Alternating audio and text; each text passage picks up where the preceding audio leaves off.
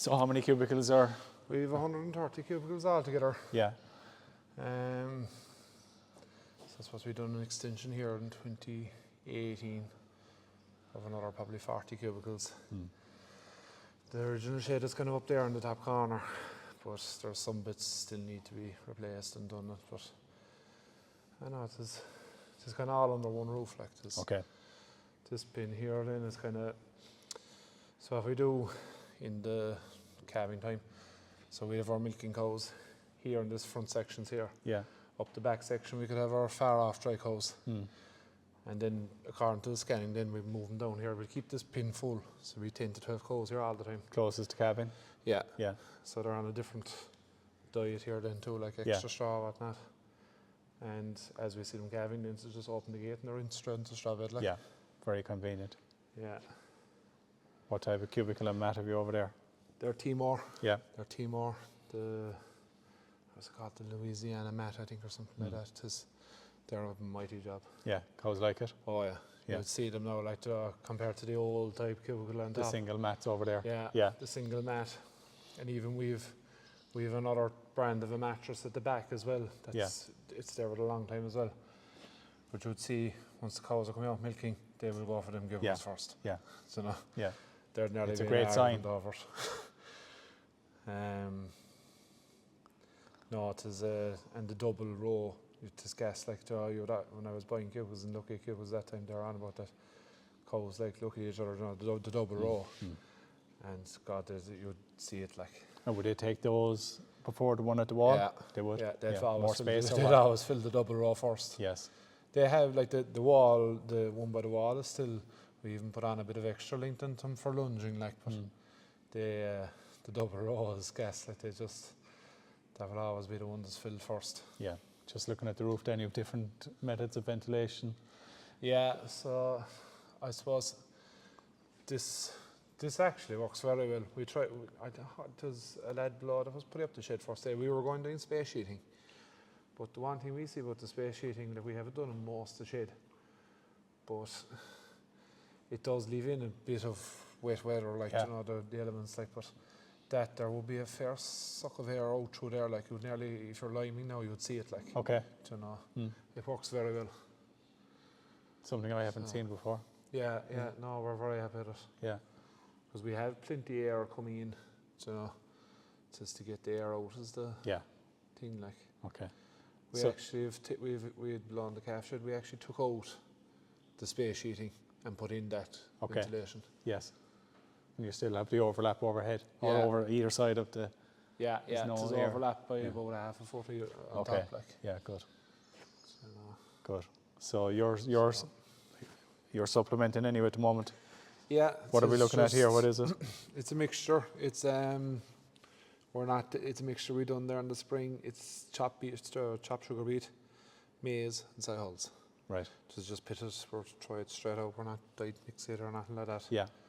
Tell the truth, we haven't done beet in a long time. Because I suppose it's the way the year fell. This year there was just beet around. And I suppose generally we do buy a lot of silage bales and whatever we can get. But we kind of worked out the cost effective of it. The sugar beet wasn't badly priced against, say like you'd have your bale buying it in at maybe 70 cents a kilo, whereas this might have been 75, but the return is completely different, like. Yes. So it is we're happy enough with it, and I'd say we'll probably do it again in the fall, I'd say, or in the spring next year. Yeah, and again, I suppose people might ask in the summertime, why are you supplementing? It's more, I suppose I suppose it's just the main. I suppose this year with the milk price being so good anyway, but I would probably say like it definitely. This year is our first year probably going back feeding a lot during the summer, and now in general the last 2 years we've had to feed anyway. Yeah.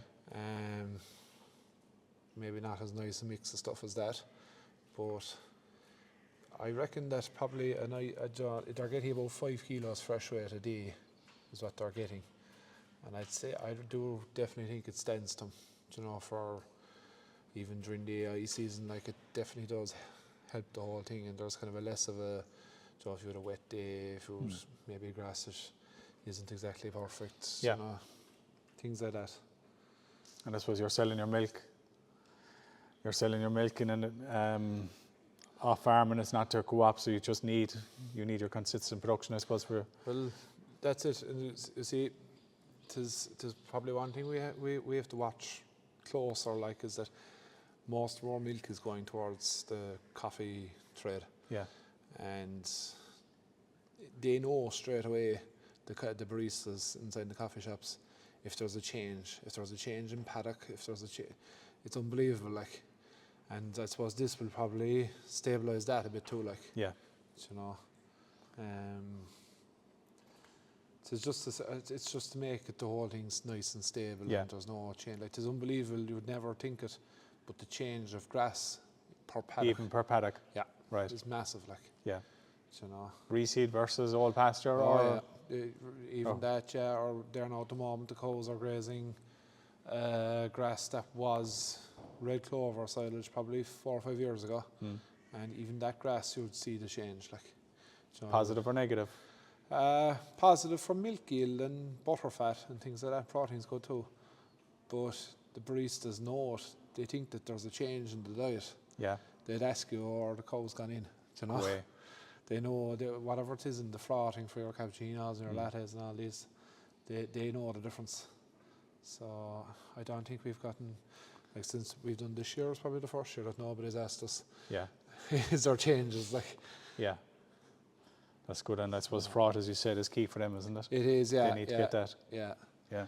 That's the competition in Cork now, as there's so many coffee shops. Yeah. Yeah. So a tank here as well, is there underneath? Yeah. So it's running all. This was, yeah. So when we built this, like, there was an original tank here that my grandfather built. So we stood a wall there and there. So there's 3 sections. Yeah. You know, but just for agitating, we might agitate it twice in the year in here. But it's just handy to have the base, like. Yeah. Good. And it's quite wide as well. You've loads of space. Yeah. So I suppose when we were building it first day, it was kind of built for a zero raise setup. And you'd be surprised, you know, if you had a row of grass at either side, how much space you actually have. Yes. But even for backing and things, it's nice to have the room, like. So your silage pit here, what are we looking at here? So What's on we've first cut and part of our second cut done. Yeah. We probably have another 30 acres now to come in this week. Yeah. So this kind of first cut, there was the start of the strong paddocks are there, and Yeah. that heap is looking a bit slacker this year, but. Yeah. Do you use an extra film there, the coloured sheet, or not, or is it all one sheet? No, we actually, that's a different type of plastic. We're just trying it out this year. It's a silo stop, it's called. We never tried it before. We always use cling film and a sheet of plastic. Yeah. This Is that is all supposed one to- sheet, is it? It's supposed to, yeah. Yeah. Yeah. So to make it easier, I'm trying to pull over 2 sheets. Yeah. So you have big feed bins anyway? Yeah. It is kind of, we feed a lot of straights here, like, once we do start night feeding. Yeah. So, like, we usually try to get, I suppose the small bin is generally soya, and then we might have 1 bin for heifer mix, 1 bin for cow mix if we can, like. Yeah. You know. So it's just handy for the dye feeder, like, when you're pulling in, it's easy, and you have your 2 or 3 handles there down by you. And it's all gravity fifth. Yeah. Are you pulling a lever to open Just them? pull a lever to open it. Yeah. It's fair steel work. It is, yeah. You would want it to. It's fairly high up there. Yeah. I bet it catches the wind. And we're high here as well, so. Yeah. It is, And the hatches never fail to close after when you let the. we usually have a bit of a pipe or something there just for backup. Yeah. It does happen, yeah. We have Yeah. springs put up there, but the springs can get stuck sometimes. Yeah. But not that often. Yeah. So, you know, it is. What size are they? They're Capacity wise? 12 ton bins and Yeah. a 5 ton bin. Yeah.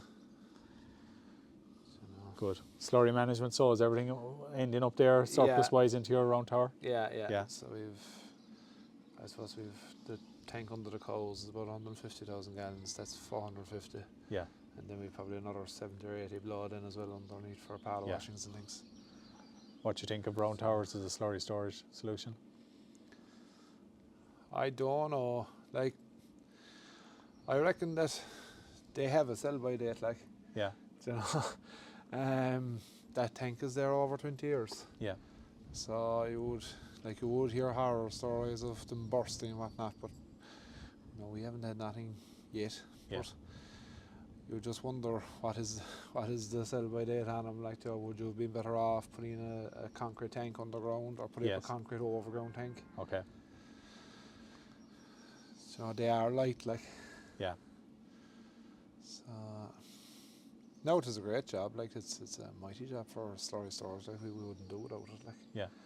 So it's come January, that is full to the brim. Yeah. Look, it's a more valuable product now as well, Slurry, isn't it? Oh yeah, You know. definitely. Yeah. Oh, we see it there. We do kind of the way we work it is we do every second grazing with Slurry it out with the training shoe, like, and it's definitely a fierce benefit, like. Yeah. Just here, looking at your Slurry, you're getting the Slurry out, Brian. You have the quick attach of you, or Yeah, you have a pipe permanently in anyway, haven't you? when we were getting when we were drawing Slurry out, we just did the hatch there. Yeah. But when we were pumping Slurry from here to the overground tank, there's that valve there, that gate valve. Yeah. So we hook up the pump agitator, hook it onto that valve, and we pump up under the ground into the tower. Okay. And the same for the Slurry coming down from the tower. There's another 2 gate valves above that lead Slurry down into that tank. Right. Yeah. So everything's drawn out of there, like. Yeah. And you've the quick attach, and you have the arm in the Yeah, tank. we have the arm as well. Yeah. Useful. Yeah. That's a great job. Yeah. Not getting out then. No. Dirty. I reckoned to save it was our last tank didn't have it, and I'd say there was probably 3 to 4 minutes every load. So like if you were doing 20 loads a day, it adds up to, like. Yeah. So, you know, and sure it was raining or so, you know, this is where we draw out coastal milking powder or whatnot as well, like if it's dirty or whatnot. And it's nice just to be able to drop the arm. Yes. Yeah. The convenience. Yeah. So your calf shit here in here, Brian? Yeah. So, no, So again, we're in the middle of summer, so it's not that busy. But No, just a couple of stragglers and things like that. yes. The calf shed originally was set up for an automatic calf feeder. Yeah. Probably see the gaps around the place there first. I actually threw the feeder out there about 2 years ago. So how long did you have it? We had it for about 5 years, I suppose. Yes. And used it for 4. Okay. We just didn't think, we don't, like, when we're so split, like we're basically 50% of the herd is calving in the autumn, 50% is nearly calving in the spring, or near enough to it anyway. And the bull calves are sold as fast as possible, like. So we weren't getting the value out of it, I didn't think. You know, you must have numbers on it, I reckon, for it to work well. Okay. And it wasn't. That was a mighty job, like, and the fella we sold it to is delighted with it, but he has the numbers to put on it. He's a spring calf herd.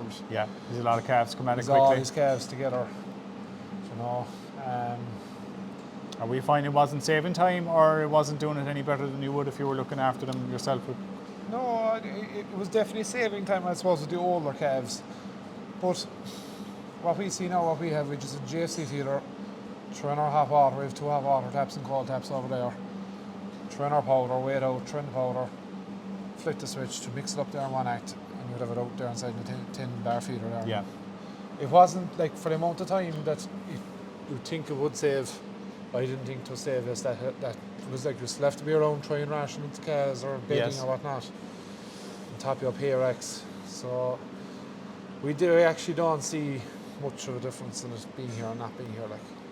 And I've heard people say as well, maybe where they're feeding manually themselves, they're more inclined to be there to see a sick calf. Fair enough, they will alert you, but if you're at it there, you maybe have time to be looking at them a bit more, and you'll. We see that all right, like.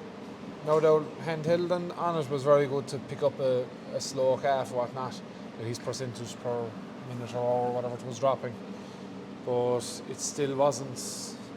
It wasn't. You would see it faster, like yourself, like, you know. And we have a very good fellow working with us. Like he would spot things very, very fast. Like. Yeah. So there was just that. I suppose the electricity in running it. So they're not a cheap machine to run. Yeah. Like. Yeah. So on service every year, that was expensive. So yeah, it's a foolproof system is what we have now. I know. You know. Yeah. So you have some ladies still in anyway? Yeah, we've a couple of our replacement heifers. We're kind of the last of them really. Yeah.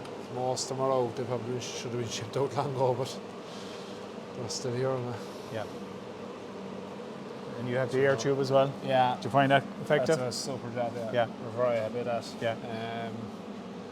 We'd just see there now at the moment, like if you didn't have that air tube there, like because you see, I suppose the wind goes, the west-east, and we have a shed at either side. It's just very hard to get airflow in here. That's the only way really you get proper airflow through the shed. Like. Yes. So, no, we're very happy. It's just a great job. Yeah. So, in the spring, would that be on all the time or depend on the day? Depend on the day. Yeah. Depend on the day. If it's any bit warmer at all, we turn it on. Yeah. So, the winter, we wouldn't have it on at all. For the autumn cabin. Like. So, it depends how packed the shed is too, like, Like if you had anything over 40 or 50 calves inside here, we turn on the tube. Yes. Regardless, like, because we do have that bit of extra heads inside here then, like. Yeah.